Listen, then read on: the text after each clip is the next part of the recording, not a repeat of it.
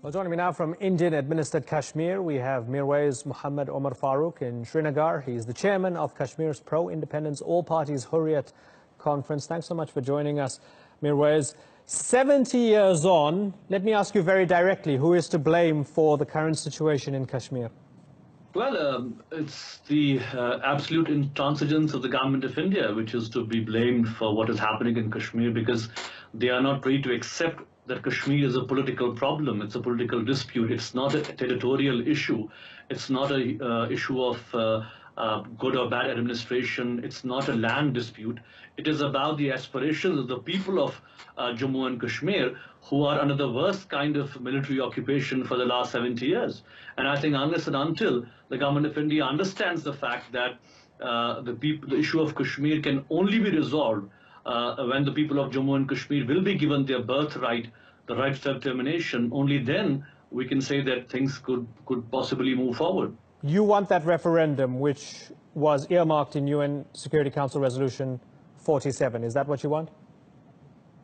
Yes, I mean, that is the basis of the Kashmir dispute, that the world community, especially the United Nations, has made a commitment to the people of Jammu and Kashmir that their will and aspirations will be taken into consideration, and the final settlement of Kashmir issue would be made available. So the Hurriyat conference has, for the past many years, I mean, in fact, we have suggested to the governments of both India and Pakistan that either you abide by the UN resolutions, call for a referendum, and give the people the right in both sides of the Kashmir, which is obviously one part is with India, the other part is with Pakistan, or what we call an alternate negotiated settlement can be when India, Pakistan, and the people of Kashmir sit on a table, and there could be talks in terms of what the future dispensation of the issue of Jammu and Kashmir can be. But when the Indian government turns to you and says, okay, Mirwais, that sounds good, and that UN Security Council resolution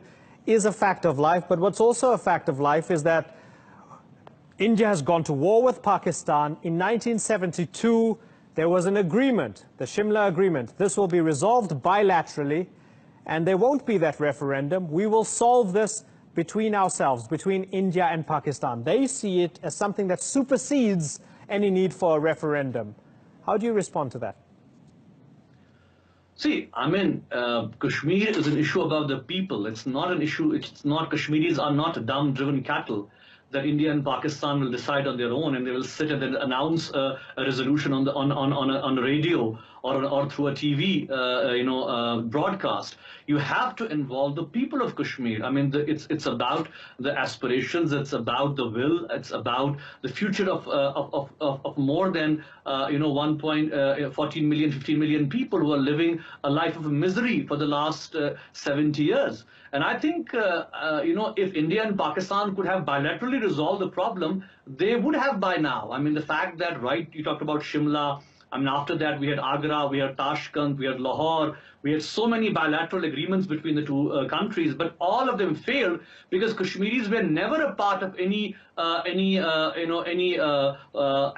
So it's important that if India and Pakistan are going to move forward, they will have to involve the people of Kashmir on both sides of the ceasefire line. Would you like to join Pakistan or have your own independent country?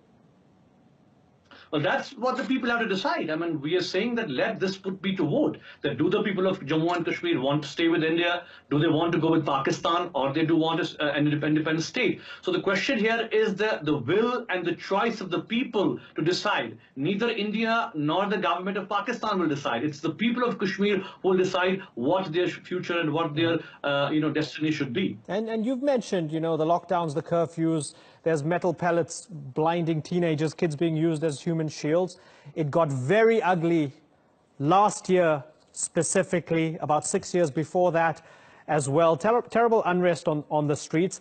But as things stand, it seems as if, even though it's bad, ultimately it's still a tolerable agitation for the Indian government. How do you feel about that? The fact that they feel that they can still manage this?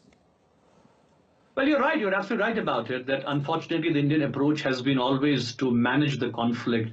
And, they have the resources, they have the money, and to top it all, they have the military might. I mean, more than 700,000 troops of India are monitoring Jammu and Kashmir. Kashmir is the world's highest militarized zone. And you rightly said about the fact that they are dealing with this problem with an iron fist. I mean, what happened to the teenagers, what happened to the students, more than 3,000 cases of pellet injuries, more than 11,000 people being arrested last year, the entire leadership being caged, put in jails, put in house arrest.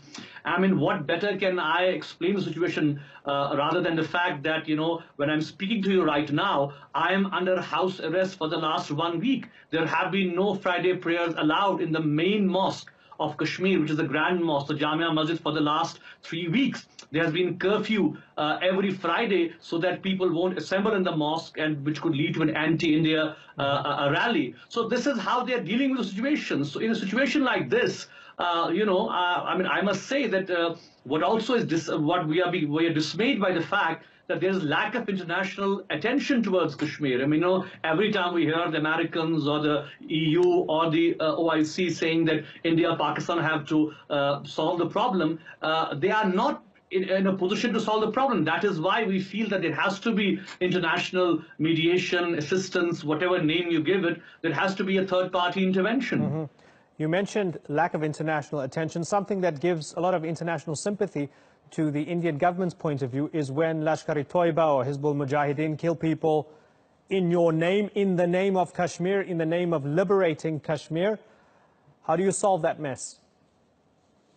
Well, I think, as far as militancy is concerned, yes, militancy is there. Nobody can deny it. But militancy is not the whole struggle. I mean, yes, there are some boys, and we are even concerned about the fact that some well-educated boys, some educated youth are taking up to arms, which is, we feel that, we don't want that to happen. We don't want them to get consumed in the conflict. But the fact is that they are being pushed to the wall. I mean, if you look at last year's agitation when this young boy, Burhan, was killed, I mean, he was literally forced to take up the arms. He was so much tormented by the police, by the security agencies, that he decided to pick up a gun, because his family was targeted, his other friends were targeted. So this is a story of every Kashmiri. Nobody wants to take an armed resistance. We know that Kashmir cannot be resolved through any military might. It cannot be resolved through force.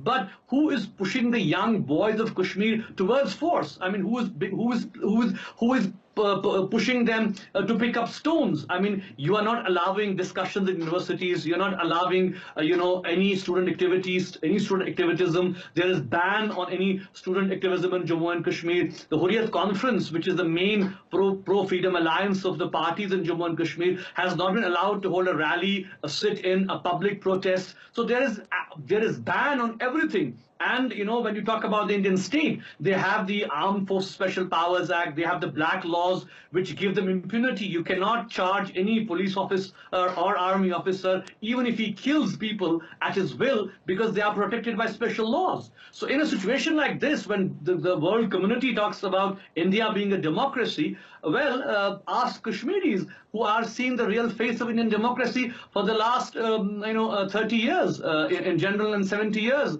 as far as the conflict is concerned. Are you honestly telling me, I mean, it's understandable that the situation is really awful for a lot of people, particularly in places in the valley when it's under lockdown and so on. But are you honestly telling me that someone like Wani had no other option in life other than to pick up a weapon?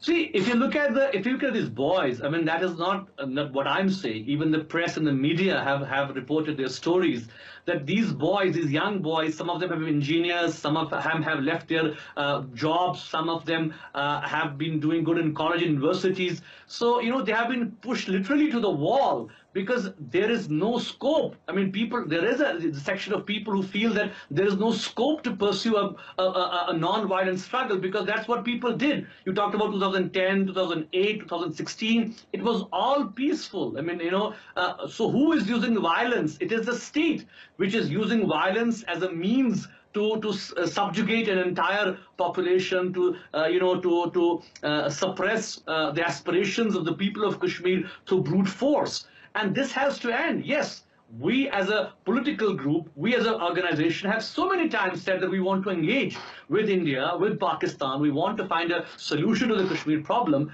But to that, the government of India says that, we are having elections in Kashmir, for the assembly or for the Indian parliament, which can never be a substitute. Even the UN resolutions are very clear when they say that no internal election in Kashmir, whether for the parliament or for the day-to-day administrative affairs, can be a substitute for a plebiscite. So what the people of Kashmir are saying, that either you do a referendum, you call for a referendum, how the Brexit thing was done, how there was a referendum in Quebec, in other parts of of the world, or you have a dialogue process where India, Pakistan, and Kashmiris sit across a table and they try to resolve the problem. And to be clear, when you say referendum, you mean a referendum in the valley, which would then also include, I guess, the Pandits in Jammu, include Buddhists in Ladakh, include